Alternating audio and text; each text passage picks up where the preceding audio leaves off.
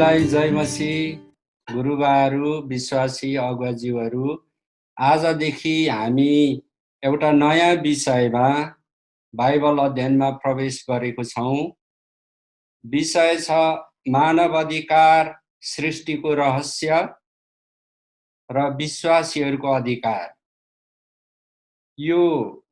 योभन्दा अगाडि मैले तपाईहरुलाई जो विषय वस्तुमा परमेश्वरको वचन र त्यसमाथिको प्रकाशहरू बताइरहेको थिएँ, त्यो भन्दा पृथक तर अहिलेको समयमा हामीलाई ज्यादै खाँचो परेको र यस विषयमा हामी हरेक विश्वासीहरूले व्यक्तिगत रूपमा बुझ्नुपर्ने आवश्यकता भएको हुँदाखेरि यो विषयलाई म यहाँहरू समक्ष राखिरहेछु र तपाईहरु सबैले यस विषयमा प्रार्थनाद्वारा मनन गरेर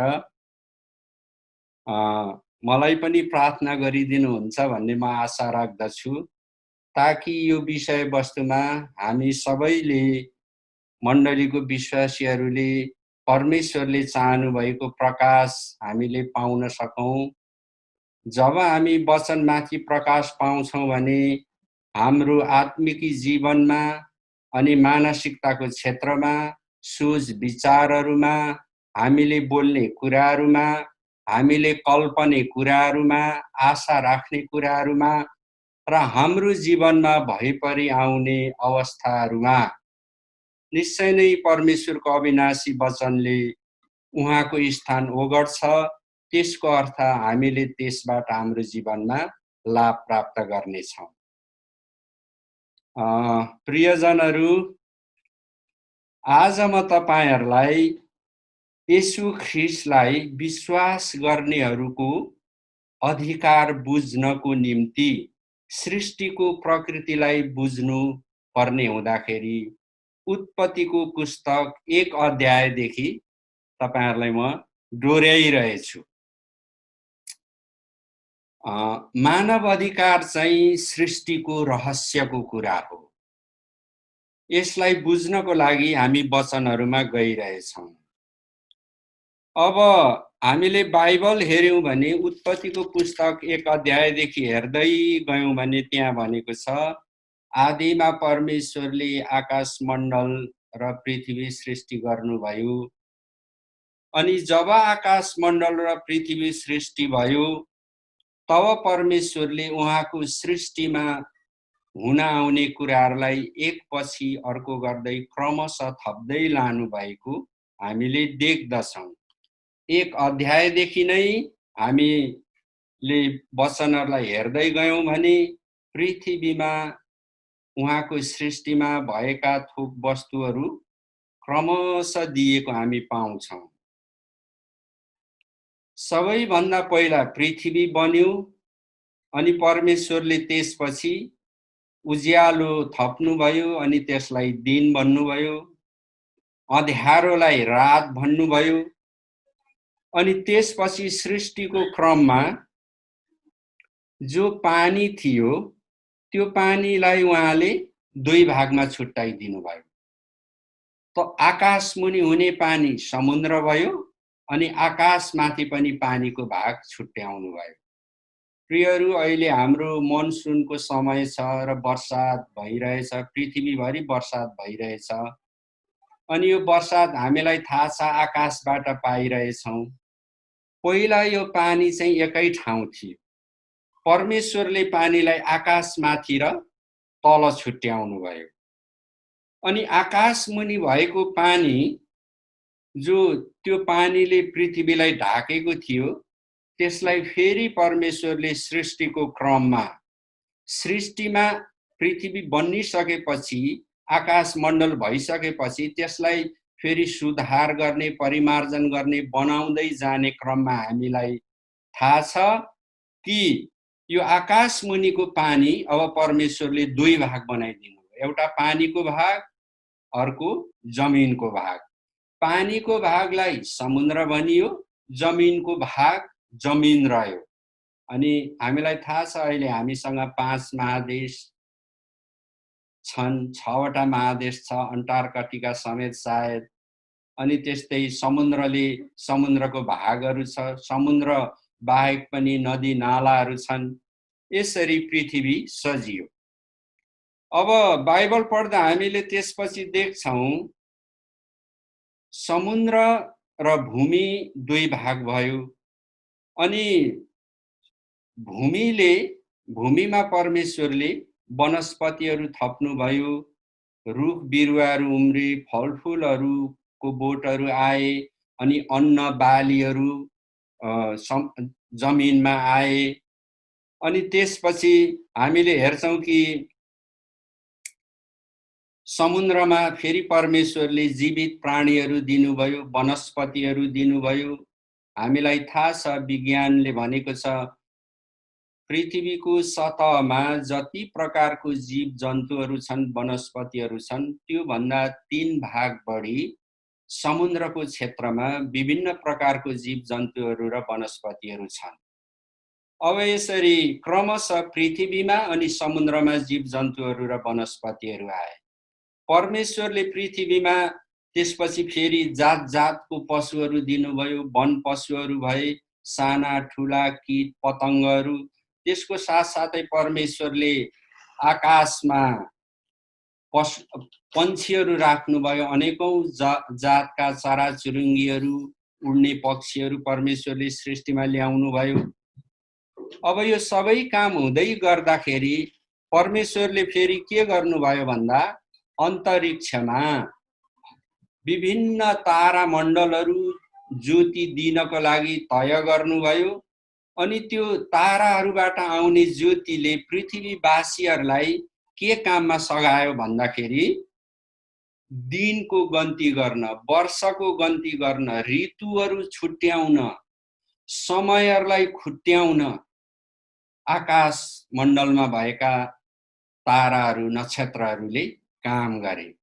यसरी हामीले हेर्दै जाँदा परमेश्वरले सृष्टिमा आकाश र पृथ्वी सृष्टि गरिसकेपछि त्यसमा सहायक हुन आउने सबै कुराहरू क्रमशः राख्दै जानुभयो। त्यस्तै गरेर जब यी कुराहरूको सृष्टि भइसक्यो, तब हामीले उत्पत्तिको 1 अध्याय 26 र 28 पदमा पाउँछौं परमेश्वरले मानिसको सृष्टि गर्नुभयो। अब मानिसको सृष्टि कसरी भयो भन्ने कुरा 27 पदमा छ। हामी सबैलाई थाहा छ परमेश्वरले मानिसलाई आफ्नै स्वरूपमा सृष्टि गर्नुभयो। भन्नुको अर्थ पृथ्वीका मानिसहरूको नाक, नक्सा, ढाँचा जे छ, आँखा, नाक, मुख, टाउको, कपाल, कान, हात, खुट्टा, अङ्ग प्रत्यङ्गहरू जे छ, त्यो परमेश्वरकै स्वरूप हो। हामी परमेश्वरकै ढाँचामा छौं। अनि त्यहाँ लेखिएको छ उहाँले आफ्नै प्रतिरूपमा मानिसलाई सृष्टि गर्नुभयो। प्रतिरूप अर्थात् परमेश्वरमा भएको विशेषताहरू, उहाँमा भएको गुणहरू, उहाँमा भएको शक्तिहरू, उहाँमा भएको महिमा, उहाँमा भएको बुद्धि, समझ, ज्ञान, सिप, उहाँमा भएको सौन्दर्य बोध, उहाँमा भएको कल्पनाशीलता, उहाँमा भएको सिपहरू, उहाँमा भएको महिमा, एक शब्दमा भन्ने भने महिमा। परमेश्वरमा महिमा अन्तर्निहित छ र परमेश्वरले मानव जातिलाई सृष्टि गर्दा आफैमा अन्तर्निहित रहेको त्यो गुण जो महिमा हो त्यो पनि मानिस जातिमा राखिदिनु भयो। यसरी मानिसहरू चाहिँ विशेष प्रकारले, अद्भुत रीतिले, भयानक प्रकारले बनाइए। तपाईं र म यसरी परमेश्वरको समकक्ष, उहाँको स्वरूप र उहाँको प्रतिरूपमा बनिएका छौं। अब उत्पत्ति 1 अध्यायको 26 पदलाई हामी पढ्ने छौं। अनि परमेश्वरले भन्नुभयो, मानिसलाई आफ्नै स्वरूपमा, हाम्रै प्रतिरूपमा बनाऊ। तिनीहरूले समुद्रका माछाहरू, आकाशका पक्षीहरू, पाल्तु पशुहरू र जमिनमा चलहल गर्ने सबै जन्तुहरूमाथि अधिकार गरून्। हामी मानिसहरू प्रभुको स्वरूप र प्रतिरूपमा बनियौं अनि त्यो जो हामी मानव जाति परमेश्वरको स्वरूप र प्रतिरूपमा बनियौं किन बनियौं बनिसकेपछि हाम्रो मुख्य लक्ष्य उद्देश्य कार्य के हो भन्दा समुद्रका माछाहरू आकाशका पक्षीहरू पाल्तु पशुहरू जमिनमा चलहल गर्ने सबै जन्तुहरूमाथि अधिकार गर्नु पृथ्वीमा भएको मानव जाति र तिनका सन्तानले गर्नुपर्ने कार्य परमेश्वरले सृष्टिमा तोकिदिनु भयो। अब हामी 28 पदलाई हेर्नेछौँ। परमेश्वरले तिनीहरूलाई आशिष दिनुभयो र तिनीहरूलाई भन्नुभयो फल्दै फुल्दै वृद्धि हुँदै पृथ्वीमा भरिँदै र त्यसलाई आफ्नो बसमा पार्दै जाओ। अब मानव जातिले आशिष पायो के काममा समुद्रका माछाहरूलाई आकाशका पक्षीहरूलाई पाल्तु पशुहरूलाई जमिन र समुद्रमाथि भएका सबै कुराहरूलाई अधिकार गर्ने कुरामा थप आशिष पायो र परमेश्वरले मानव जातिलाई के दिनुभयो फल्दै फुल्दै वृद्धि हुँदै त्यो काममा तपाई र म चाहिँ अब फल्दै फुल्दै वृद्धि हुँदै कति राम्रो शुभ समाचार हो यो हो कि फल्दै फुल्दै वृद्धि हुँदै पृथ्वीमा भरिँदै र त्यसलाई आफ्नो बसमा पार्दै जाओ। समुद्रका माछाहरू आकाशका पक्षीहरू तथा पृथ्वीका सबै जीवित प्राणीहरूमाथि अधिकार गर। हाम्रो शीर्षक छ मानव अधिकार सृष्टिको रहस्य हो। सृष्टिमा मानव अधिकारलाई सुनिश्चित गरिएको छ।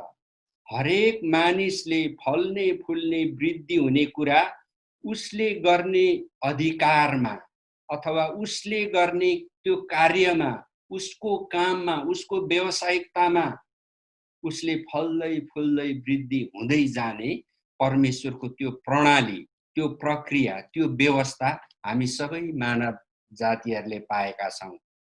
यो पाएको कुरोलाई हामीले मानव अधिकार भनिरहेछौं। तपाईले सुन्नु भएको छ पृथ्वीभरि नै कैयौं मानव अधिकार कर्मीहरूले मानिसहरूको हितको रक्षा सम्वर्धन सुरक्षा गर्नको निम्ति उनीहरूको मानव अधिकार उनीहरूको पेशा उनीहरूको व्यवसायमा तलमाथि भएको अवस्थामा आवाज उठाइरहेको हुन्छन्। अझै भनौं न संयुक्त राष्ट्र संघले पनि मानव अधिकारको क्षेत्रमा विशेष रूपले काम गरिरहेको छ। हाम्रै देशमा पनि मानव अधिकार आयोग छ जुन आयोग चाहिँ सरकारसँग समानान्तर रूपमा कार्य गर्दछ। यो के हो परमेश्वरले मानव जातिलाई दिनुभएको आधारभूत अधिकार आधारभूत शक्ति आधारभूत शासन गर्ने त्यो क्षमता दिनुभयो। किन दिनुभयो अघि हामीले थाहा पायौं कि परमेश्वरले आफ्नो जीवनमा भएको महिमा चाहिँ मानिसहरूमा राखिदिनु भयो सृष्टिमा र उहाँले अधिकार मात्रै गर्ने होइन शासन मात्रै गर्ने होइन तर त्यसमाथि आफ्नो काममा फल्दै फुल्दै वृद्धि हुँदै पृथ्वीमा बढ्दै जाओ परमेश्वरले यो कुरा दिनुभयो। त्यसो हुँदाखेरि अब यहाँ हामीले हेर्यौं 26 पदमा हेर्यौं त्यहाँ के भनिएको छ भन्दा अधिकार गरून् भनिएको छ। अब 28 पदमा के भनेको छ सबै कुराहरूमाथि अधिकार गर भनेको छ। अधिकार गरून् वा अधिकार गर भन्ने कुरालाई मानव जाति सृष्टि हुँदैखेरि परमेश्वरले दोहोर्याएर एकदमै त्यसलाई लक्ष्य गरेर त्यसलाई एकदमै तोकेर दिनुभयो। अब तपाई र मैले कसरी अधिकार गर्ने त सवाल त्यहाँ छ। अधिकार गर्नु भनेको के हो? परमेश्वरले उहाँको वचन अनुसार तपाई र मलाई शासकीय स्थानमा राख्नु भएको छ। तपाई र मेरो काम के हो? पृथ्वीमा शासन गर्नु हो। के कुरामाथि? परमेश्वरले सृष्टि गर्नुभएको सबै थोक र वस्तुहरूमाथि त्यसको व्यवस्थापनमा, त्यसको प्रबन्धमा, त्यसको वितरणमा, त्यसको उपयोगमा मानिसहरूको भलाइ हुनको लागि हामीले शासन गर्नु। किन तपाईँ र म चाहिँ परमेश्वरद्वारा शासकीय स्थानमा राखेका छौँ।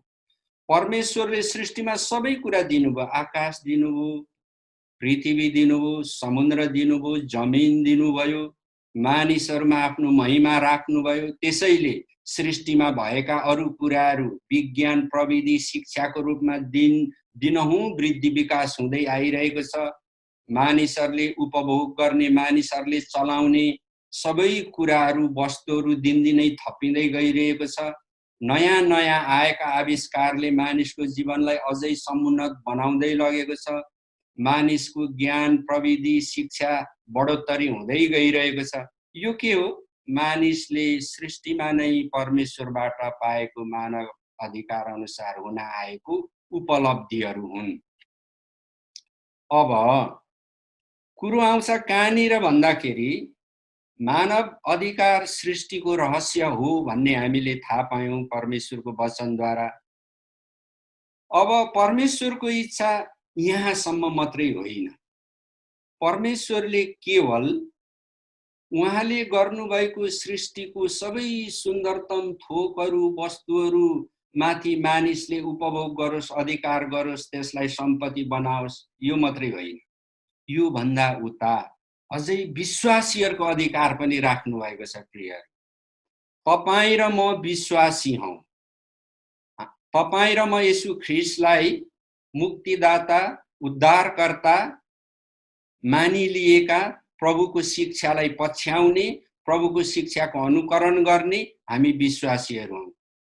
बाइबलले अझै बताउँछ अगाडि गएर कि येशू ख्रीष्टलाई विश्वास गर्नेहरूलाई परमेश्वरले मानव अधिकार मात्रै होइन, त्यो भन्दा अझै अगाडि बढेर विशेषाधिकारहरू दिनुभएको छ।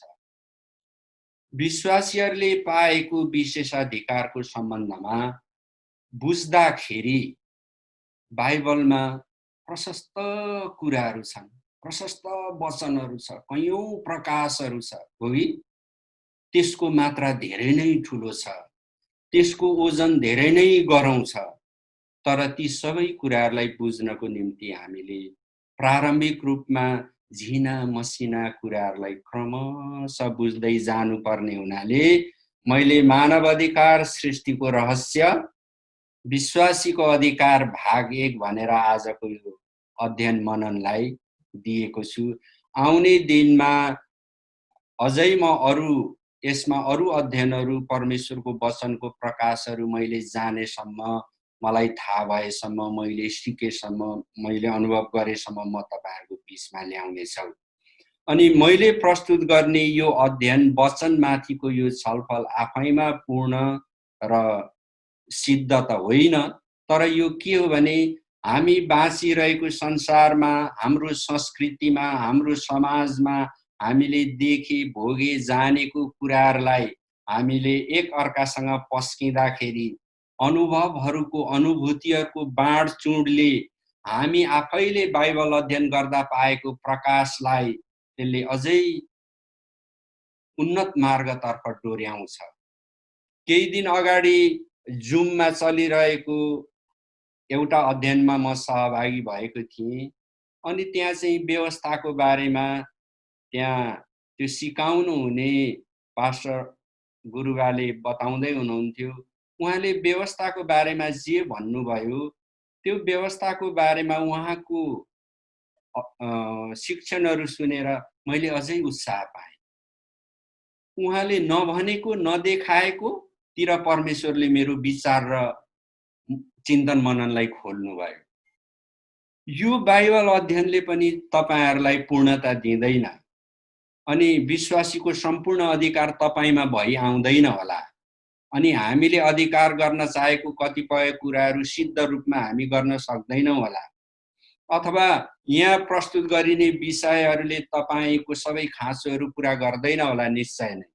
तर तपाईमा जे छ पहिल्यैदेखि अनि तपाईले परमेश्वरको वचनमा जे पाउनु भएको छ निश्चय नै तपाईलाई त्यसबाट वृद्धि गर्नुहुनेछ।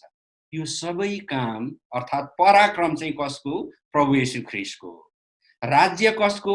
प्रभुकै हो। हामी उहाँको राज्यमा छौँ। अनि यो हामीले गर्ने काम पनि परमेश्वरको पराक्रम हो र यसको श्रेय, यसको धन्यवाद, यसको सराहना पनि परमेश्वरले नै महिमा लिनुहुन्छ। सबै कुराहरू परमेश्वरमा नै जाँदछ। हामी भाइ भाइहरू हौँ, दिदी बहिनीहरू हौँ, हामी विश्वासीहरू हौँ। हाम्रो गुरु स्वर्गमा हुनुहुन्छ।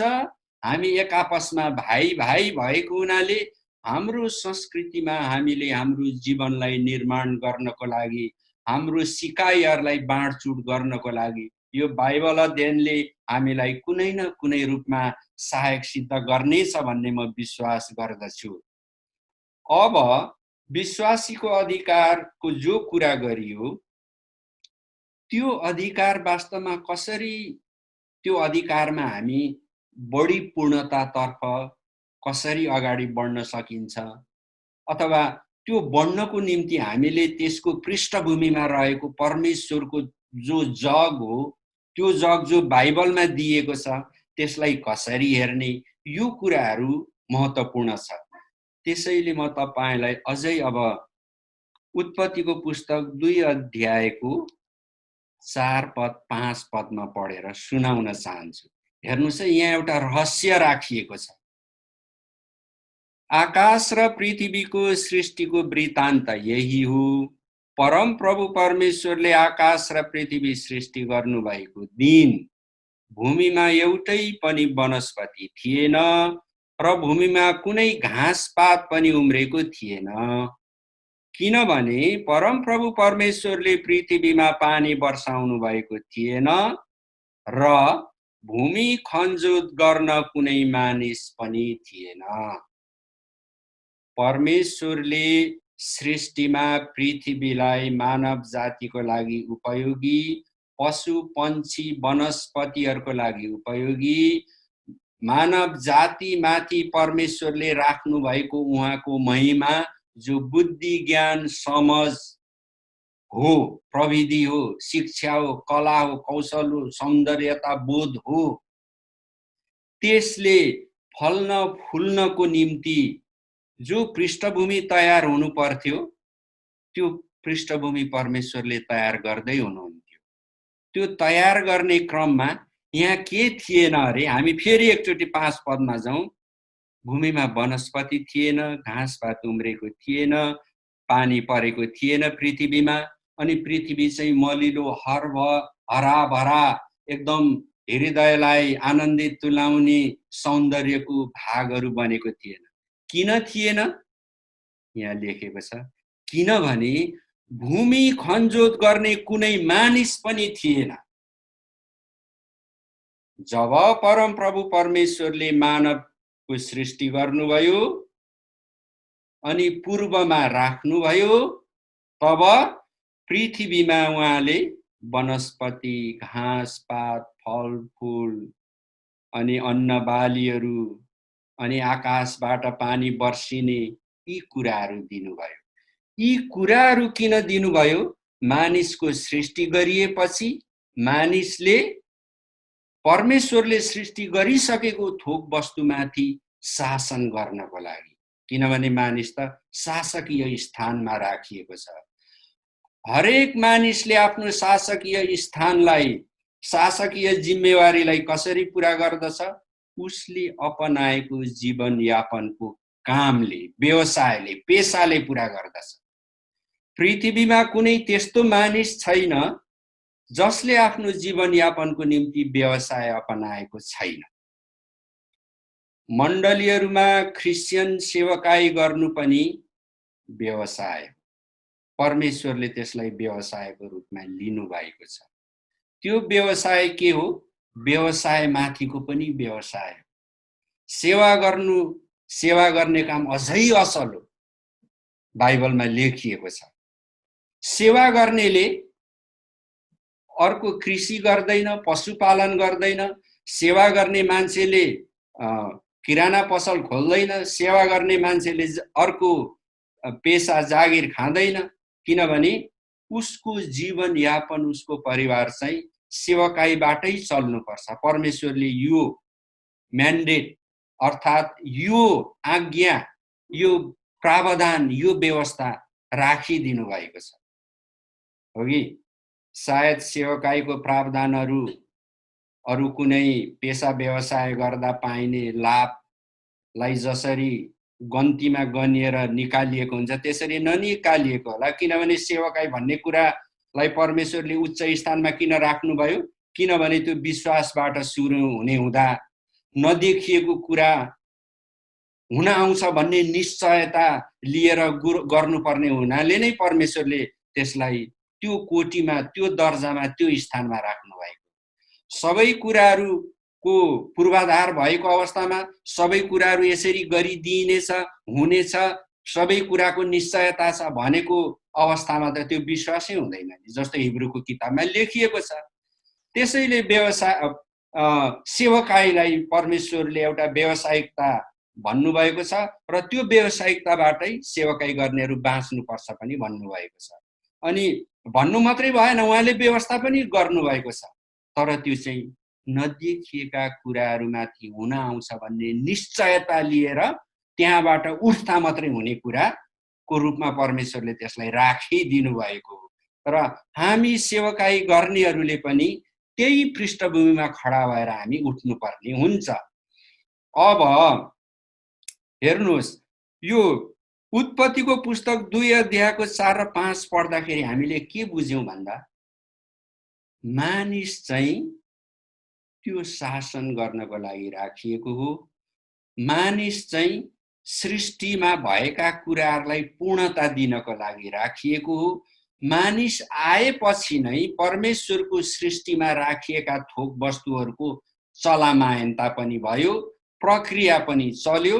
किनभने मानिस बिना परमेश्वरको सृष्टि पनि के छ, त्यसले पूर्ण गति पाउँदैन। परमेश्वरले आफ्नो सृष्टिमा जुन सुन्दर फूलहरू, सुन्दर दृश्यहरू हेर्न चाहनु भएको छ, मानिस बिना त्यो दृश्यहरू पनि उपस्थित हुँदैन। त्यसैले परमेश्वरले मानिसलाई सृष्टिमा भएका सबै कुराहरूमाथि अधिकार दिनुभयो, शासक बनाउनुभयो र त्यो अधिकार र त्यो शासकीय हैसियत चाहिँ मानिसले कसरी प्राप्त गर्दछ भन्दा आफ्नो जीवनमा उसले रोजेको, खोजेको, अपनाएको जीवन यापनको कामद्वारा नै परमेश्वरको त्यो इच्छालाई पृथ्वीमा भएका सबै मानिसहरूले पूर्णता दिँदछन्। अब अघि हामीले यहाँ हेर्यौं, मानिस त्यसरी वृद्धि हुनु, फल्नु, फुल्नु अनि भरिँदै जानु, मानिसले गरेको पेसामा, चाहे त्यो व्यापार होस्, चाहे त्यो उद्यम होस्, चाहे त्यो सम्बन्धन दिने हो कुराको होस्, वा चाहे त्यो शैक्षिक संस्थाहरू हुन्, चाहे त्यो साग बेच्ने काम होस्, वा मासु काट्ने, मासुको व्यापार गर्ने काम होस्, चाहे त्यो परमेश्वरको वचनहरूको प्रचार गर्ने काम होस्, वा पास्टरीय गुरुबारको सेवकाई होस्, यो सबै कुरामा परमेश्वरले फल्दै फुल्दै वृद्धि हुँदै जानु भन्नुभएको छ। अनि यो फल्दै फुल्दै वृद्धि हुँदै जाने चाहिँ के हो? आशिषको रूपमा राख्नु भएको छ। तर त्यो आशिष चाहिँ के छ? दोस्रो नम्बरमा छ। पहिलो नम्बरमा के छ? पहिलो नम्बरमा चाहिँ मानिसले अधिकार नै पाएको छ, शासन गर्ने अधिकार। अब यो आशिष पाउने जो कुरा छ नि, हामीले संसारमा थाहा छ, हामीलाई मानिसहरूले मानव अधिकारको कुरा गर्छन्।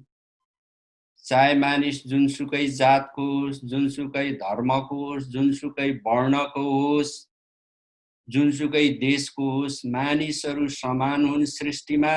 हरेक मानिसहरूले स्वतन्त्रतापूर्वक काम गर्न, लाउन, खान, विचरण गर्न, संसारमा उद्यम गर्न, यात्रा गर्न पाउनुपर्छ भन्ने आधारभूत नियम पनि हाम्रै परमेश्वरको वचनबाट संसारमा स्थापित हुन आएको।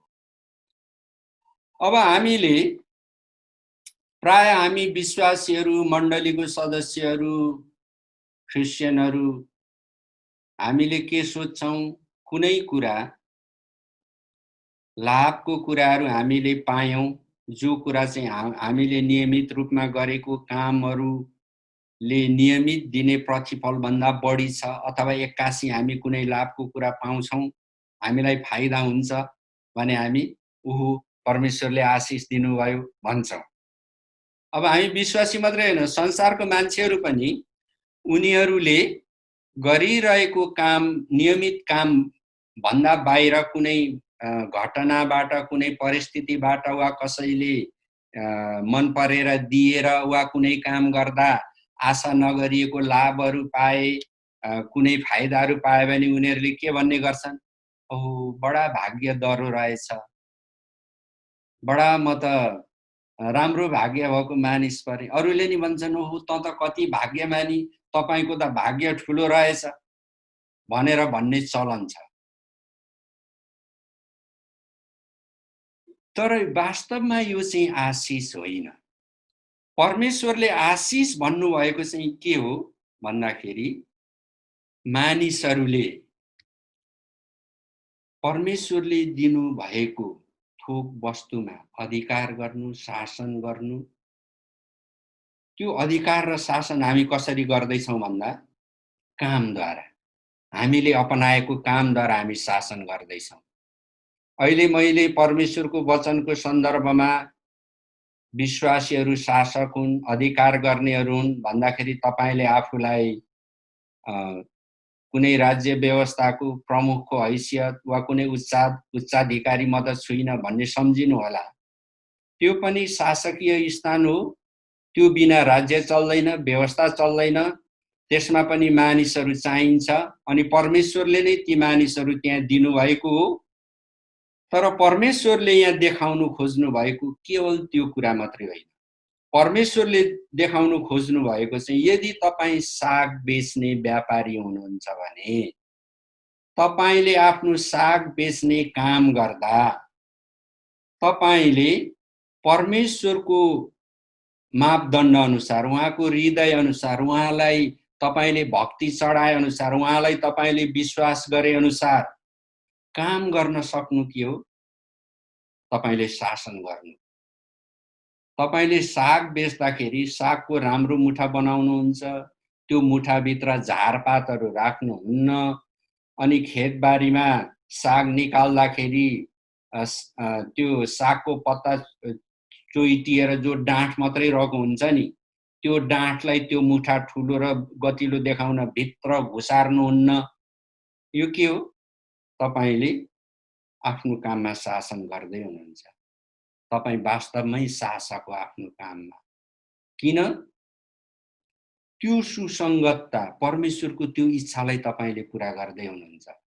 तर साग बेच्ने काममा मुठो ठुलो बनाउन तपाईले भित्र पात नभएको र सागलाई बारीबाट निकाल्दा डाँठ मात्रै भएको कुराहरू तपाईले भित्र बीचमा घुसाउँदै हुनुहुन्छ र ग्राहकहरू आउँदा त्यो सागको मुठा हेर्दा ठुलो मुठा देखिन्छ अनि तपाईले झुक्क्याउँदै हुनुहुन्छ भने के छ?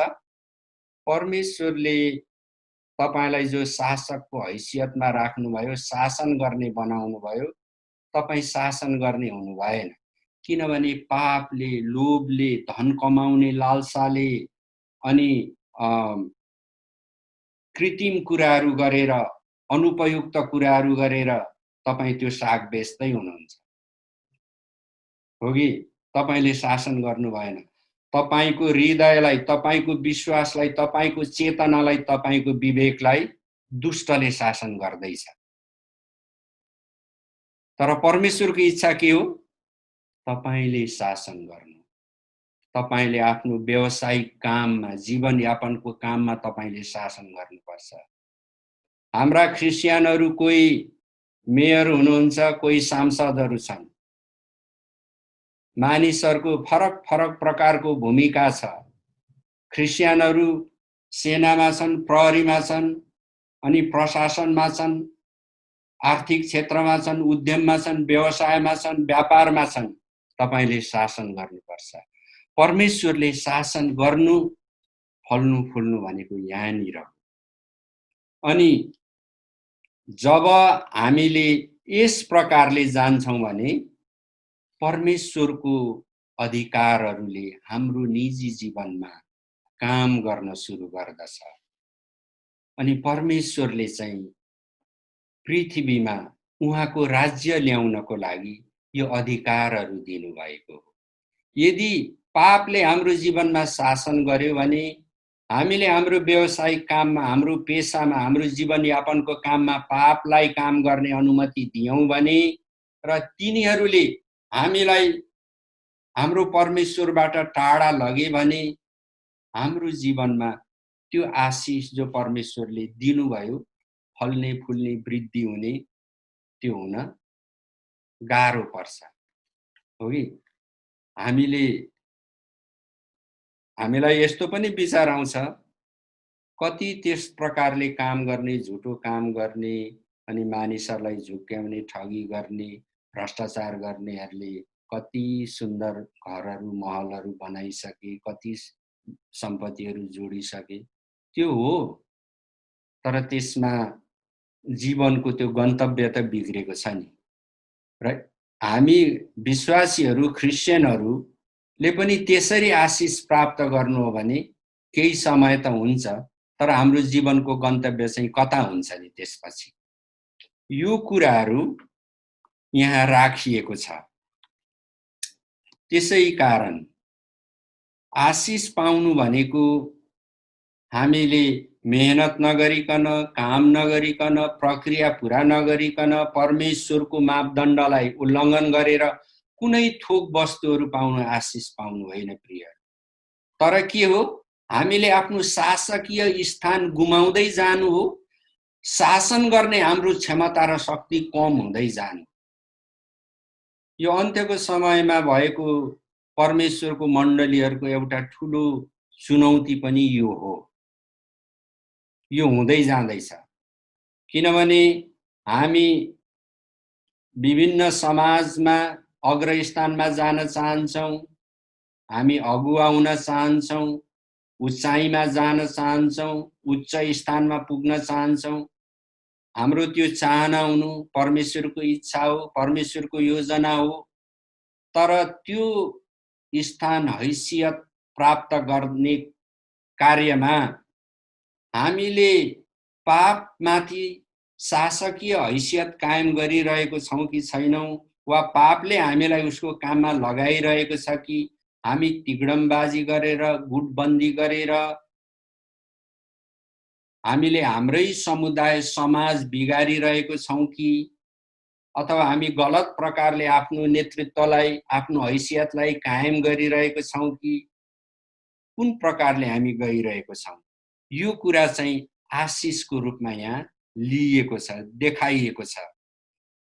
त्यसकारण यदि हामीले परमेश्वरको साँचो सेवा गरेको छौँ, परम प्रभुमा हामी भर परेको छौँ भने हामी बाँचिरहेको समयमा हाम्रो समाजमा, हाम्रो जीवनमाथि, हाम्रो वातावरणमा, शासकीय वातावरणमा पनि परमेश्वरले हाम्रो अधिकारहरूलाई सुनिश्चित गर्नुभएको हुन्छ। परमेश्वरले त विश्वासीहरूलाई अझै धेरै अधिकार दिनुभयो। लुका 10:19 मा पढ्दाखेरि येशू ख्रीष्टले विश्वासीहरूलाई अधिकार दिनुभएको छ। त्यहाँ लेखिएको छ, सर्प, बिच्छी र शत्रुको सबै शक्तिमाथि मैले तिमीहरूलाई अधिकार दिएको छु। सर्प, बिच्छी र शत्रुको सबै शक्तिमाथि मैले तिमीहरूलाई अधिकार दिएको छु। तपाईं र म ख्रिस्चियन विश्वासी हौं, अनि हामी अनुकूल परिस्थितिमा, अनुकूल समुदायमा, समाजमा, शासकीय वातावरणमा बाँचिरहेको नहोला, अथवा सबै समय हामीले न्याय नपाएको होला, कुनै समय हामी पक्षपात, भेदभावमा परेका हौला। कतिपय समयमा हाम्रा कतिपय दाजुभाइहरू, पास्टरज्यूहरू, गुरुबाहरू, अगुवाहरू त सतावटमै परेको हुन्छन्, मृत्युसम्मैको सतावट भोग्नु परिरहेको हुन्छ। अनि त्यो कुरा आज पनि चालु छ। पृथ्वीको कैयौं देशहरूमा ख्रिस्चियन सेवकहरूमाथि ठुलो सतावट आइरहेको छ। अनि यस्तो लाग्छ परमेश्वरले दिनुभएको यो अधिकार, येशू ख्रीष्टले विश्वासीलाई दिनुभएको अधिकार सर्प, बिच्छी र शत्रुको सबै शक्तिमाथिको अधिकार बा होइन कि भने जस्तो पनि हुन्छ। तर यसलाई बुझ्ने कसरी? यो अधिकार चाहिँ हाम्रो जीवनमा लागू हुन कसरी आउँछ? हामी वरिपरिको वातावरणलाई परमेश्वरले कसरी हाम्रो अनुकूल बनाउनुहुन्छ? किन त्यस्तो हुन गइरहेको छैन? हामी केमा चुकेको छौं? हाम्रो सोचहरू विचारहरू के छ? पहिला हामी हाम्रो घरबाट सुरु गरौँ। हाम्रो घर भनेको हाम्रो मण्डली हो। मण्डलीमा पास्टर, अगुवाहरू, एल्डर, डिकनहरू, विश्वासीहरू, विभिन्न सेवकाईका अगुवाहरू, शिक्षकहरू, संगति चलाउने अगुवाहरू, बाल संगति पढाउने शिक्षकहरू, ठुलै भिड हुन्छ, ठुलै जमात हुन्छ एउटा मण्डलीमा, हो कि? अनि त्यो बाहेक हामी जहाँ रहन्छौं, बस्छौं, हाम्रो भूगोलमा छिमेकी मण्डलीहरू पनि प्रशस्तै छन्। अनि छिमेकी मण्डलीहरू प्रशस्त भएको हुनाले ख्रिस्चियनहरूको समुदाय, ख्रिस्चियनहरूको समाज पनि छ। हामीले सोच्न सुरु गर्नुपर्ने चाहिँ हाम्रो मण्डलीबाट, हाम्रो घरबाट। त्यो हाम्रो घर हाम्रो मण्डली हो, हाम्रो ख्रिस्चियनहरूको समाज हो। त्यहाँ हामीले कसरी सोच विचार गरिरहेछौं, कसरी काम गरिरहेछौं, हाम्रो कामले सबैको निम्ति ढोका उगारिरहेको छ कि? हामीले त्यहाँ जो नेतृत्व निर्माण गर्छौं, त्यो नेतृत्व निर्माणमा जो हाम्रा अगुवाहरू हुनुहुन्छ अनि उहाँहरूले जो कार्यक्रमहरू गर्नुहुन्छ वा हामी जो कार्यक्रमहरूमा संलग्न छौं, त्यसले सबैको निम्ति भलाइ सोचिरहेको छ कि छैन कि? अथवा हामी यसै होडबाजी मात्रै पो गरिरहेको छौं कि? हामी सबैले लिएको विचारले हाम्रो ख्रिस्चियनहरूको समाजको वातावरण निर्माण गरेको छ। हामी सबैको, तपाई, म, सबैको विचारले ख्रिस्चियनहरूको आपसी वातावरण, घरको वातावरण निर्माण गर्छ। र सधैँ हामीले सुनेको छौं ख्रिस्चियनहरूको बीचमा एकता हुनु राम्रो, एकता हुनुपर्छ, गर्नुपर्छ। अनि सबै एकताको पक्षमा छौं। अनि यो हुनु पनि पर्छ। तर यो एकता हुनको लागि हामीले हाम्रो आफ्नै सोचहरूलाई, विचारहरूलाई कसरी अगाडि बढाइरहेको छौं? हाम्रो प्रयत्नले कसैलाई निषेध गरिरहेको छ कि? हाम्रो प्रयत्नले कसैलाई अनावश्यक रूपमा काखी च्यापिरहेको छ कि? कसैको विरोध गरिरहेको छ कि? हामी कस्तो प्रकारले चल्दा चाहिँ हाम्रो ख्रिस्चियनहरूको समाज बलियो हुन्छ, दह्रो हुन्छ, मानिसहरूले उदाहरण पाउँछन्? अनि कस्तो हाम्रा गुरुबाहरूलाई अगाडि लाँदाखेरि हाम्रो नेतृत्व बलियो हुन्छ र हाम्रो गुरुबाहरूले हाम्रो निम्ति के गरिदिए हुन्थ्यो भन्ने हामी विचार गर्छौं, सोच्छौं। यो सबै कुराहरू चाहिँ विश्वासीले पाउने अधिकारसँग सम्बन्धित छ। लुका 10:19 मा सर्प, बिच्छी र शत्रुको सबै शक्तिमाथि जो भनेको छ, यो केवल रोग बिमारको कुरा मात्रै होइन। यो सर्प, बिच्छी चाहिँ शासकीय स्थानमा भएको जो आकाशको शक्ति हो, जो दुष्टात्माहरू हुन्, जो लुसिफर हो, जो दियाबलस हो, जसले संसारको प्रणालीमा काम गर्छ, त्यसले गर्ने हस्तक्षेप हो। केवल यो रोग बिमार होइन प्रियहरू। अहिलेको समयमा हामी धेरै जसो विश्वासीहरू चाहिँ रोग बिमार शैतानको कारण भन्दा पनि हाम्रो जीवन यापनमा हामीले खाने कुराहरूमा तालमेल मिलाउनु नसकेर, परहेज नगरेर हामी धेरै रोग बिमारलाई बढावा गरिरहेछौं। हामीले शरीरको ओजन बढाइरहेछौं। नखानु पर्ने कुराहरू हामी खाइरहेछौं। खाने कुराको कुनै सीमा छैन। अनि हाम्रो खानपिनको आदतले धेरै मानिसहरू हामी बिमार छौं। सर्प, बिच्छी भन्नाले रोग बिमार मात्रै नभएर त्यस्तो शासन गर्ने, विचार दिने त्यो कुराहरू हो। अनि प्रभुले भन्नुभयो, शत्रुको सबै शक्तिमाथि मैले अधिकार दिएको छु, दुष्टात्माको शक्तिहरू र शत्रुको सबै शक्तिमाथि।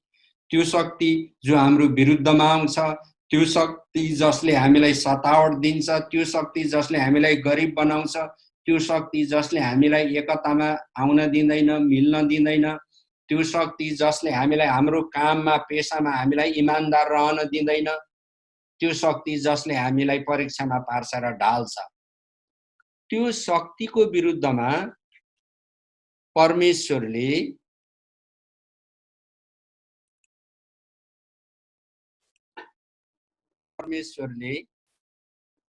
हामीलाई हैसियत स्थान दिनुभएको छ, जो हामीले बाइबलमा पढ्यौं हो कि।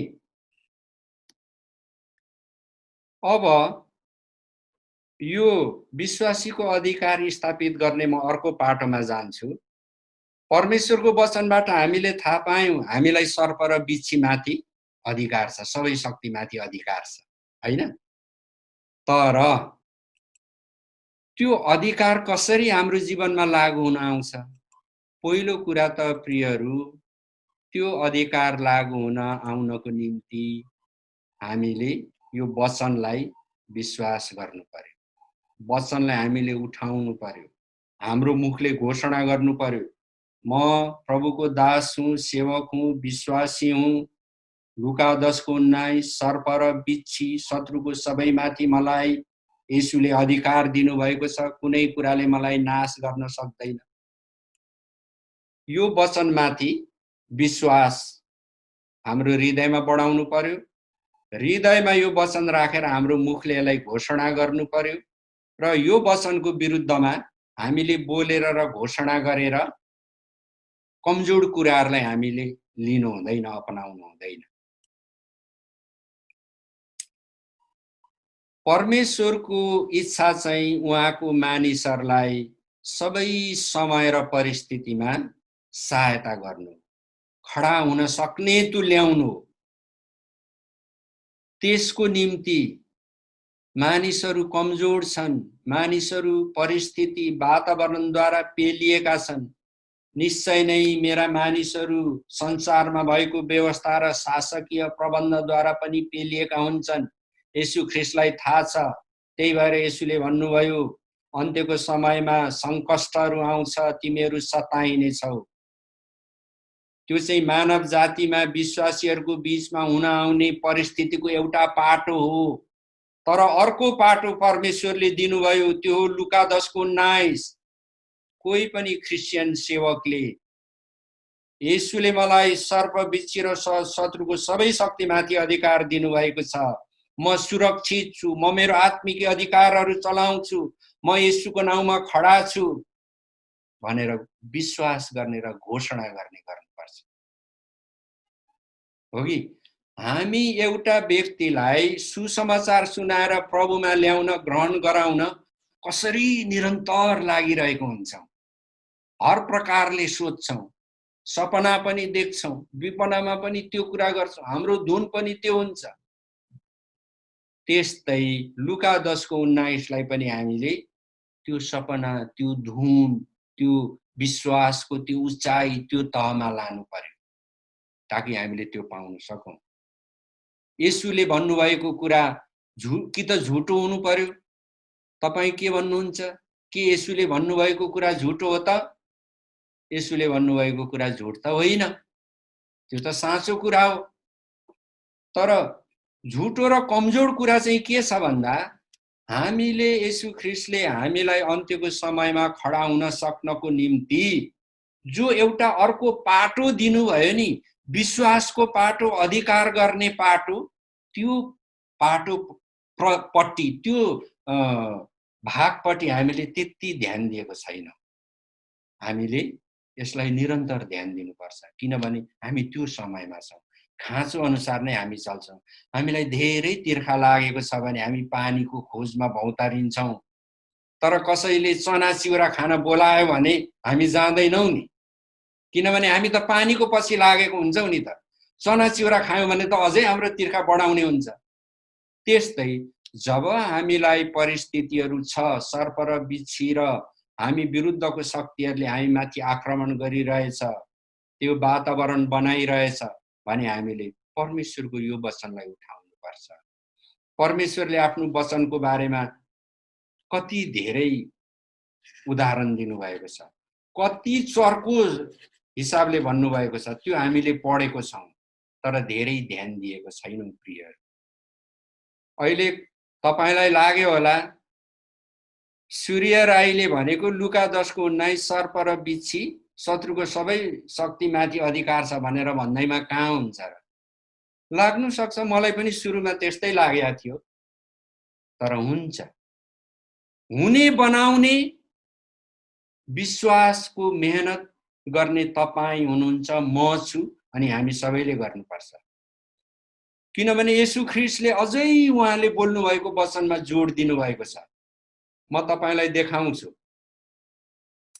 तपाईले कतै बाइबलमा यो पढ्नु भएको छ?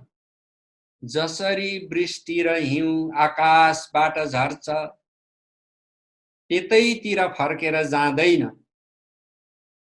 आकाशबाट झरेको वृष्टि पानी हिउँ कहिले आकाशतिर फर्केर गएको हामी कसैले देखेका छैनौँ। तर जमिनलाई भिजाएर बाली उमार्छ र छर्नेलाई बिउ र खानेलाई भोजन दिन्छ। त्यसरी नै मेरो मुखबाट निस्कने मेरो वचन पनि हुनेछ। परमेश्वरलाई थाहा छ तपाईँ र म कमजोर छौँ। हामीलाई हुरी बतासले कमजोर तुल्याउँछ। संसारमा भइरहेको गडबडी युद्धले कमजोर तुल्याउँछ। संसारमा भएको महामारीले हामीलाई कमजोर तुल्याउँछ। अनि जब हाम्रो मनले चिताएको कुरा पुग्दैन, पुगिसरी आउँदैन, अनि फेरि हामी कमजोर हुन्छौँ। त्यसै भएर त्यस्तै अवस्थाहरूको निम्ति हामी मानिस जाति त्यस्तैमा पर्ने हुनाले नै परमेश्वरले यो भन्नुभएको, ताकि परमेश्वरको वचनहरूलाई उठाएर हामी खडा हुन सकौँ। प्रियहरू, प्रभुले भन्नुभयो त्यसरी नै मेरो मुखबाट निस्कने मेरो वचन पनि हुनेछ। तपाईँ र मलाई परमेश्वरले यो भन्दा ज्यादा प्रतिज्ञा हुन आउने कुराको निश्चयता दिन के गर्नुपर्छ ल? सोचौं त प्रियहरू। उहाँले के भन्नु? जसरी आकाशबाट पानी झर्छ फर्केर जाँदैन, जसरी आकाशबाट हिउँ पर्छ फर्केर जाँदैन, त्यसरी नै मेरो मुखबाट निस्कने वचन पनि हुन्छ। हो, त्यो हुन आउने कुरा चाहिँ तपाईँ र मैले गर्ने विश्वासमा गरिने काम हो।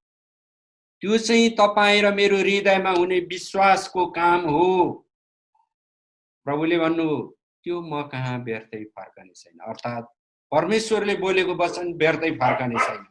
तर मैले इच्छा गरेको काम त्यसले पुरा गर्नेछ। जुन कामको निम्ति म त्यसलाई पठाउँछु त्यसमा त्यो सफल हुनेछ। यशाया 55 अध्यायको 10 र 11 पदमा यो छ प्रियहरू। अब अझै तपाईँ र मैले परमेश्वरबाट के पाउन बाँकी छ त? बाँकी केही छ भने परमेश्वरबाट पाउन बाँकी छैन, हामीले आफ्नो तर्फबाट परमेश्वरलाई दिन चाहिँ बाँकी छ। हामीले परमेश्वरलाई दिन के बाँकी छ? हाम्रो विश्वास। लुका 10:19 येशू ख्रीष्टले भन्नुभएको वचनमाथिको विश्वास हामीले परमेश्वरलाई देखाउन बाँकी छ। हुन सक्छ तपाईँ र मैले लुका 10:19 को यो वचनलाई बिर्सिसकेको हुन्छौँ, सम्झेकै हुँदैन। हामीले सम्झेको के हो? ओहो, ठुलो आँधी बेरी आउने भयो, अब केही हुन्छ होला। अथवा ओहो, मेरो काममा त यस्तो यस्तो समस्या आइरहेछ, लकडाउन छ, मैले काम गर्न नपाएको 3 महिना भयो, 4 महिना भयो। यस्तै यस्तै कुरा हामी सम्झिरहेको हुन्छौँ। त्यसलाई एकदमै हामीले हाम्रो सम्झनामा ल्याइरहेको हुन्छौँ। तर लुका 10:19 प्रियहरू हामीले ल्याएको हुँदैन। आउने समयमा म तपाईलाई परमेश्वरको यो यस्ता वचनहरू अरू सयौं देखाउनेछु, ताकि तपाईँ र मेरो विश्वास बढेर जाओस्। हाम्रो हृदयमा परमेश्वरको वचनमाथि भर पर्ने र भर परेको कुरा निश्चय हुन आउँछ भनेर निश्चयता गर्ने हाम्रो हृदय, त्यो हृदय तयार भएको होस्। हाम्रो त्यो हृदय तयार हुनु पर्यो, हो कि? हामीले हाम्रो हृदयलाई संसारमा भएको कमी घटी र आफ्नै चुनौतीहरूले भर्ने होइन, परमेश्वरमा परमेश्वरको वचनमा भएको त्यो पूर्णतालाई हाम्रो हृदयमा आउन दिने हो। अब प्रियहरू, हामी मानिस कमजोर भएकै कारण, परमेश्वरले यो थाहा पाएकै कारण परमेश्वरले हाम्रो सहायकहरू पनि खटाउनु भएको छ। परमेश्वरले हामीलाई जो सहायकहरू खटाउनु भयो त्यो पृथ्वीका बलियो भन्दा बलियो मानिसहरू भन्दा पनि धेरै नै शक्तिशाली, बलियो, अलौकिक र अद्वितीय कुराहरू हाम्रो सहायकको निम्ति खटाउनु भएको छ। सम्झिनुहोस् त, को हुनुहुन्छ होला त्यो सहायक? हेर्नुहोस्, हिब्रू 1 अध्यायको 14 पद पढ्नुहोस् त। परमेश्वरले तपाईं कमजोर हुनुहुने हुँदा तपाईंलाई बेला कुबेला, समय बेसमयमा तपाईंको सहयोगी हुनको निम्ति, तपाईंलाई बलियो तुल्याउनको निम्ति, तपाईंको साहसलाई अझै बढाउनको निम्ति परमेश्वरले त्यो सहायक पठाउनु भएको छ। अनि हिब्रू 1:14 मा लेखिएको छ, स्वर्गदूतहरू चाहिँ मुक्ति पाउनेका खातिर सेवा गर्न पठाइएका आत्माहरू हुन्। के तपाईं मुक्ति पाउने हुनुहुन्न र? के तपाईं येशूलाई पछ्याउने विश्वासी होइन र? के तपाईं येशू ख्रीष्टको सेवक होइन र? के तपाईंको हृदयले येशू ख्रीष्टमा भक्ति राखेको छैन र? येशूलाई स्तुति, प्रशंसा, आराधना दिएको छैन र? के तपाईं आफ्नो जीवन यापन जिउँदा जो व्यावसायिक काम गर्दै हुनुहुन्छ त्यो काममा परमेश्वरले तपाईंलाई शासक बनाउनु भएको छ? तपाईं शासक हुनुहुन्न र? के तपाईंले आफ्नो व्यावसायिक जीवन जिउँदा पापलाई शासन गर्न दिनुभएको छ र? हो, यी कुराहरू हाम्रो निम्ति चुनौतीका कुराहरू हुन्। यदि तपाईंले आफ्नो व्यावसायिक जीवनमा, आफ्नो जीवनयापनमा तपाईंले काम गर्दाखेरि शासन गर्नुभएको छ भने निश्चय तपाईं फल्नु फुल्नु हुनेछ र माथि उठाइनु हुनेछ। तर यदि तपाईंले परमेश्वरको यो वचनलाई आफूले पाउने कुराको निम्ति मात्रै लिनु भएको छ र उत्पत्ति 1:26 मा भने अनुसार अधिकार मात्रै गर्नु भएको छ तर शासन गर्नु भएको छैन भने, हो, परमेश्वरको सृष्टिलाई तपाईंले अधिकार गर्नु भएको होला, थोक वस्तुहरू तपाईंको हातमा होला, तर उहाँले त त्यहाँ शासन पनि त गर्नु भन्नुभयो नि। तपाईंले परमेश्वरको वचन अनुसार शासन गर्नु चाहिँ तपाईंद्वारा पापले तपाईंको जीवनयापनको, तपाईंको व्यवसायिकताको क्षेत्रमा त्यसको मूल्य र मापदण्ड अनुसार तपाईं भ्रष्ट नहुनु भन्ने नै हो प्रियहरू। यदि तपाईं भ्रष्ट हुनुहुन्न र परमेश्वरको मापदण्ड अनुसार तपाईंले आफ्नो जीवनयापनमा, तपाईंको व्यवसायिकतामा शासन गर्नु भएको छ भने निश्चय नै लुका 10:19 अनुसार शत्रुको सबै शक्तिमाथि तपाईं विजयी हुनु भएको छ। किनभने राज्य परमप्रभुको हो, पराक्रम जति पनि पृथ्वीमा कामहरू छन्, खर्बौं खर्बौं प्रकारका कामहरू, सबै कामहरू परमेश्वरको सृष्टिमा भएका रहस्यहरू हाम्रो जीवनमा देखा परेको मात्रै हो। हामी त्यसमा छैनौं, हाम्रो कारण त्यो भएको होइन। तर तपाईं र मैले जीवन जिउँदा परमेश्वरको अनुग्रहमा यी कुराहरू थाहा पाउने मौका पनि पायौं। परमेश्वरको असल दिन देख्नको निम्ति हामी सुरक्षित पनि छौं र यी कुराहरू भोग्न हामीले अनुग्रह पनि पायौं। फल्दै फुल्दै आज हामी फल्दै फुल्दै जानु परमेश्वरको इच्छा हो। अनि त्यो आशिष हो। त्यो फल्ने फुल्ने कुरा चाहिँ परमेश्वरले भने अनुसार हाम्रो काममा हामीले शासन गर्दाखेरि त्यो हुन आउँछ। तर हामीबाट दुष्टले चाहिँ शासन गर्यो भने त्यो हुन आउँदैन प्रिय। निश्चय हामी संकष्टहरूमा पर्नेछौँ। अहिले हामीलाई थाहा छ अन्त्यको समयमा महासंकष्टको समयबाट मण्डली गुज्रिरहेको छ। अनि हामी बाइबल पढ्छौँ, येशू ख्रीष्टले भन्नुभएको छ यस्तो यस्तो यस्तो हुनेछ, शासकीय संकष्टमा तिमी पर्नेछौ, प्राकृतिक विपत्तिहरूमा पर्नेछौ, महामारीहरूमा पर्नेछौ। त्यो संकष्टहरूको बयान त्यहाँ छ। तर येशूले त्यो मात्रै भन्नु भएन नि। त्यसबाट उम्कन सक्नको लागि येशूले हामीलाई उम्किने कुराहरू पनि त देखाउनु भएको छ र हाम्रो हृदयको विश्वास चाहिँ ती कुराहरूमाथि लाउनु हो। त्यो संकष्टलाई मात्रै हेर्नु होइन, तर उम्किने कुराहरूमाथि लाउनु हो। त्यो उम्किने कुराहरूमा निसुनिश्चता पाउन चाहिँ विश्वासीको अधिकार हो। मानव अधिकार मात्रै छैन यहाँ त विश्वासीलाई विशेष अधिकार दिनुभयो परमेश्वरले, त्यो चाहिँ विश्वासीको अधिकार हो। अब हिब्रू 1:14 तपाईँ र हाम्रो कमजोरीलाई हेरेर परमेश्वरको स्वर्गदूत समेत हामीसँग उपस्थित हुनुहुन्छ। परमेश्वरले सकेसम्म हामीलाई गरिसक्नु भएको छ, गरिरहनु भएको छ र गर्नुहुनेछ। तर हामीले परमेश्वरको कुराहरूलाई पक्रने त्यो विश्वासबाट पक्रने कुराहरू हामीमा हुनु पर्यो। खाँचो छ। हेर्नुहोस्, आज धेरै हाम्रो साथीभाइहरू, सहयोगी गुरुबाहरू, प्रचारकहरू, पास्टर बुवाहरू सतावटमा पर्नु भएको छ। हो, सतावटमा पनि परमेश्वरले काम गर्नुहुन्छ उहाँको राज्यको खातिर, महिमाको खातिर। तर सतावटमा नपर्नको लागि पनि परमेश्वरले हामीलाई बाटो चाहिँ देखाउनु भएको छ। म अझै परमेश्वरको वचनहरू तपाईलाई देखाउन चाहन्छु। भजन सङ्ग्रह 139 को तपाईले 6 पददेखि 9 पदसम्म पढ्नुभयो भने बडो अचम्मको वचन छ।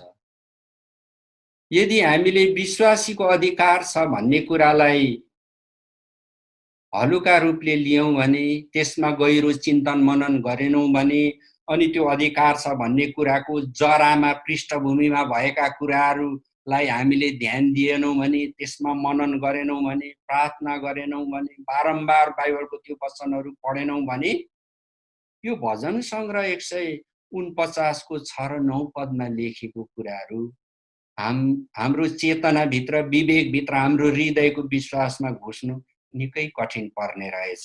यो मैले मेरो अनुभव तपाईलाई बताएँ। त्यहाँ के लेखेको छ म त्यो बताउन चाहन्छु।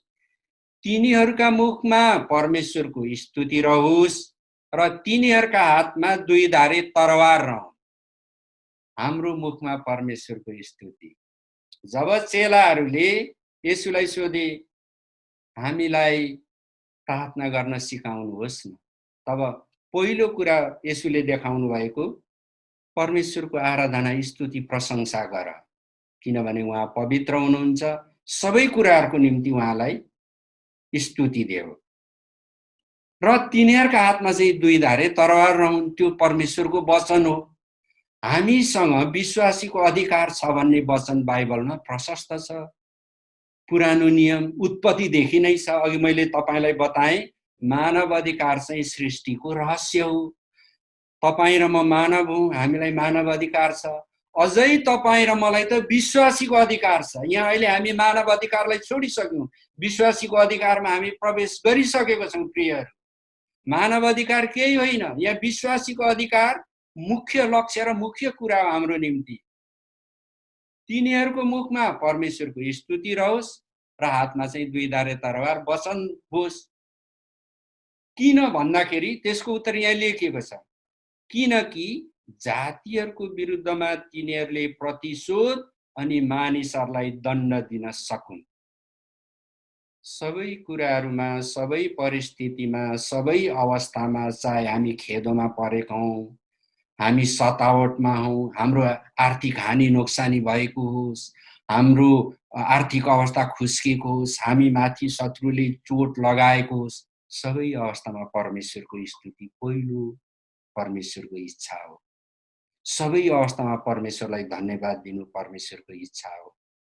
अनि दोस्रो चाहिँ हामीसँग 2 धारे तरवार वचन हामीले उठाउनु पर्छ। किन भन्दाखेरि हामीले सतावट पाइरहेको हुनाले, हामीले हाम्रो विरुद्ध संसार परिस्थितिहरू प्रतिकूल बन्दै गइरहेको हुनाले हामीले यो कुरा गर्नुपर्ने, जातिहरूको विरुद्धमा तिनीहरूले प्रतिशोध अनि मानिसहरूलाई दण्ड दिन सकुन्। परमेश्वरको वचनले भन्छ हामी सक्ने हौं। परमेश्वरको सिद्ध इच्छा छ हामीले सकुन्, तिनीहरूले सकुन्। अर्थात् तपाईँ र मैले सक्नु पर्यो। तपाईँ र मैले आफ्नो परिस्थितिमा सक्नु पर्यो। तपाईको जिम्मा बेग्लै होला, मेरो जिम्मा बेग्लै होला, हामीले आफ्नो परिस्थितिमा सक्नुपर्छ। हाम्रा कति ख्रिस्टियनहरूको वर्तमान परिस्थितिमा अन्तर्राष्ट्रिय राष्ट्रहरूको सम्बन्धलाई सुमधुर बनाउने, त्यहाँ हुने अन्यायलाई घटाउने होला। तपाईको ठ्याक्कै त्यो नहुन सक्छ, तर यो वचन सबै परिस्थिति, सबै अवस्था र सबैको निम्ति दिनुभएको।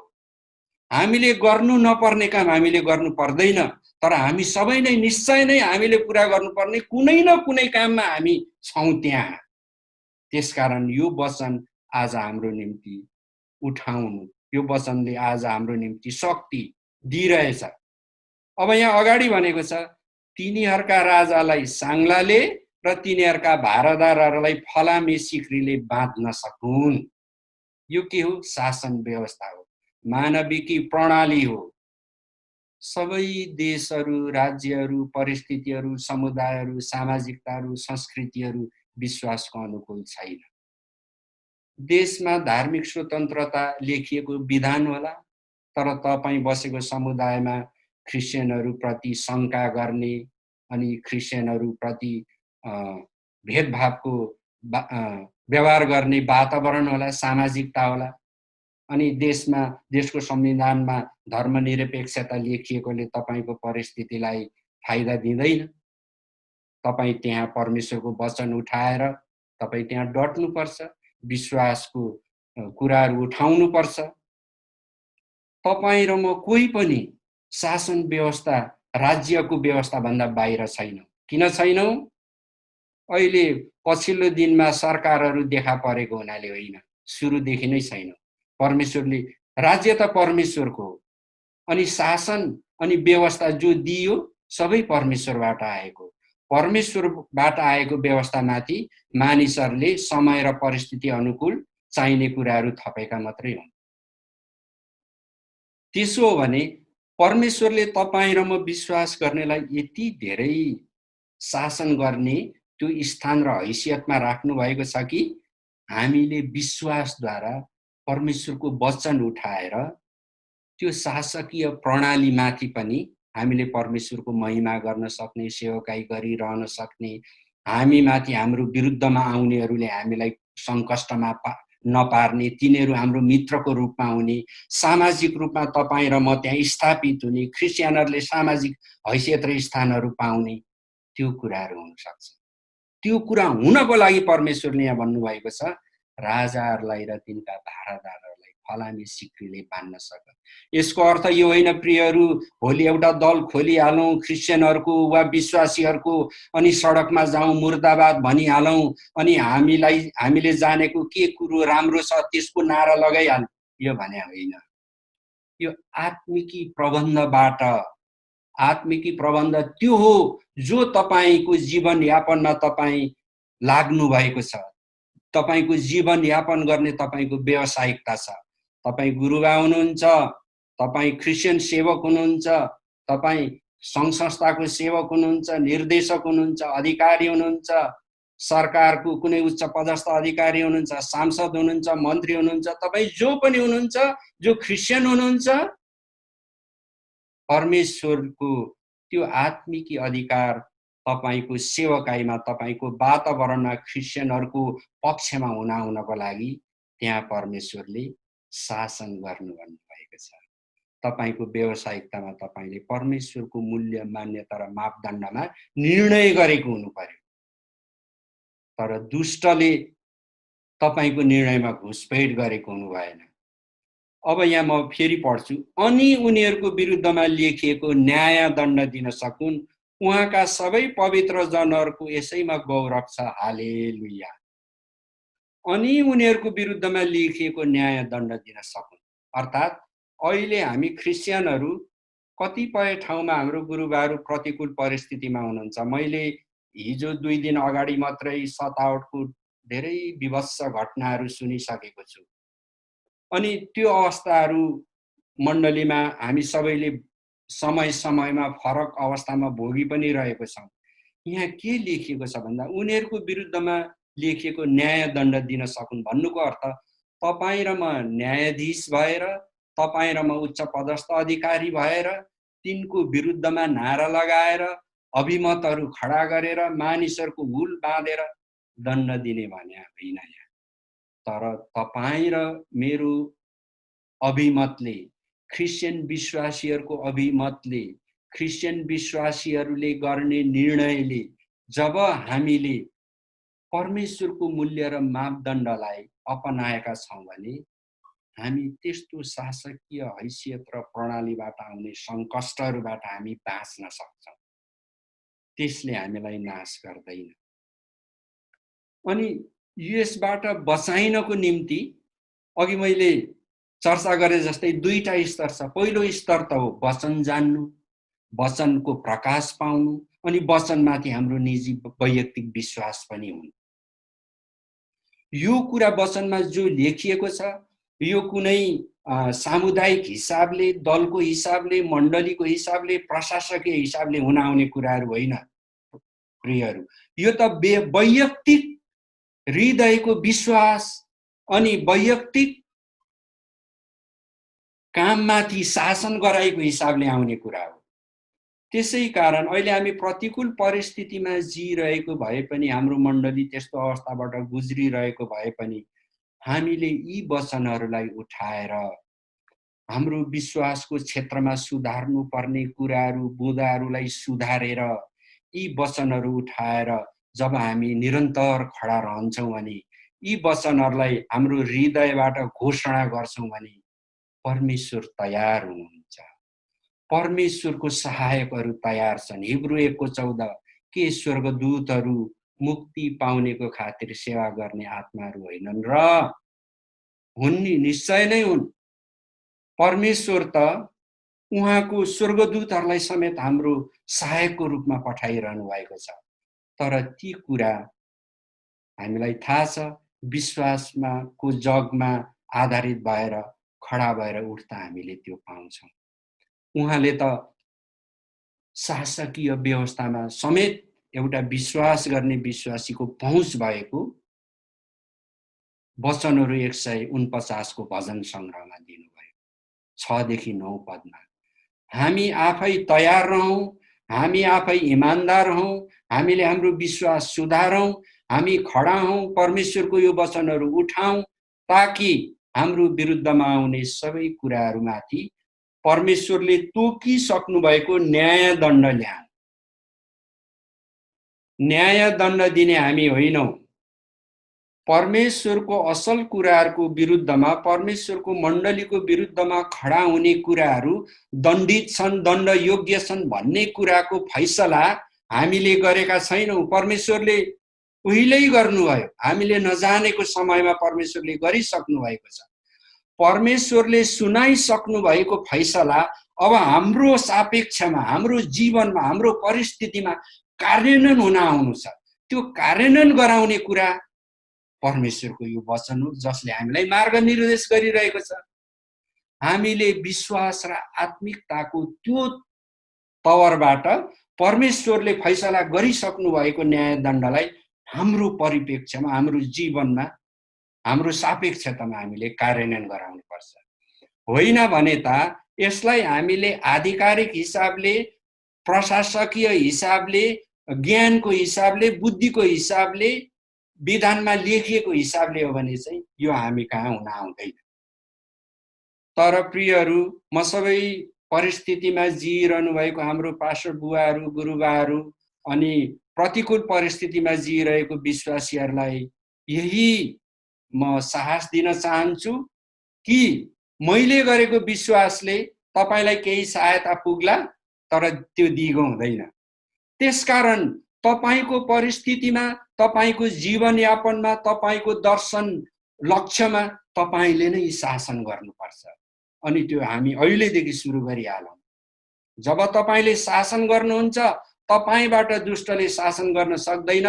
तब परमेश्वरको न्याय दण्डमा लेखिएका कुराहरू तपाईको जीवनमा, परिस्थितिमा, समुदायमा, मण्डलीमा, समाजमा त्यो कार्यान्वयन हुन आउँछ। यो कुराको एउटा गवाह र साक्षी म पनि। त्यो गवाही र साक्षी मैले भन्नु पर्यो भने अर्कै प्रकारले जानुपर्ने हुन्छ र त्यसलाई धेरै खुलाउनु पनि त्यति उपयुक्त पनि नहोला, तर कुनै न कुनै प्रकारले म तपाईहरुलाई कुनै दिन यो साक्षी सुनाऊ भन्ने मलाई इच्छा छ। प्रभुलाई धन्यवाद होस्। आज मानव अधिकार सृष्टिको रहस्य र विश्वासीहरूको अधिकार जो चाहिँ विशेषाधिकार हो, जो चाहिँ अन्त्यको समयमा महासङ्कष्टबाट मण्डली गुज्रिरहेको समयमा अनेकौं प्रकारको मानविकी प्राकृतिक प्रकारको प्रतिकूलताहरू, ध्वंसहरू, विनाशहरू हामीले भोगिरहेको समयमा जो भोग्ने समय आउँछ भनेर येशूले भन्नुभयो, त्यसको साथसाथ चाहिँ येशूले एउटा अर्को भाग दिनुभयो जसलाई हामी पन्छाउन सक्छौं, जसबाट हामी उम्किन सक्छौं, जोगिन सक्छौं। त्यो भाग चाहिँ तपाई र म विश्वासीको नाताले पाएको अधिकारको कुरा हो, विशेषाधिकार हो। यसलाई म यहीँ राख्न चाहन्छु। गुरुबारलाई म यही अनुरोध गर्छु, विश्वासी जनहरूलाई यही अनुरोध गर्छु, तपाईहरुले मेरो निम्ति कृपया प्रार्थना गरिदिनु होला अनि आउने समयमा मैले यसमा अझै केही प्रकाशहरू ल्याउन सकूँ, जसले हामी सबैको हृदयमा परमेश्वरले चाहेको कुरालाई प्रष्ट पार्न सकोस् र तपाईहरुलाई म धन्यवाद दिन्छु त्यसको लागि। हामी प्रभुलाई धन्यवाद दिएर आजको यो अध्ययनलाई यही समापन गर्नेछौँ। पिता, धन्यवाद दिन्छु, तपाईले हामी विश्वासीहरूलाई विशेष अधिकार दिनुभएको छ र यो समयमा राख्नु भएको छ। त्यो अधिकारहरू सृष्टि उत्पत्तिदेखि लिएर प्रभु प्रकाशको वचनसम्मै छ।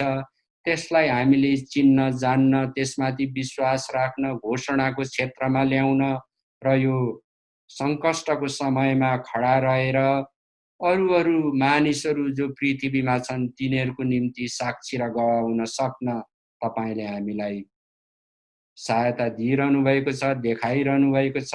आउने समयमा तपाईको आत्माद्वारा हामी अझै प्रकाश पाउनेछौँ र तपाईको मण्डलीले द्वारा नै तपाईको राज्य पनि पृथ्वीमा आउँदछ। तपाईलाई महिमा होस्, प्रशंसा होस्। राज्य, पराक्रम र महिमा सदा सर्वदा परम प्रभुको हो। आमेन।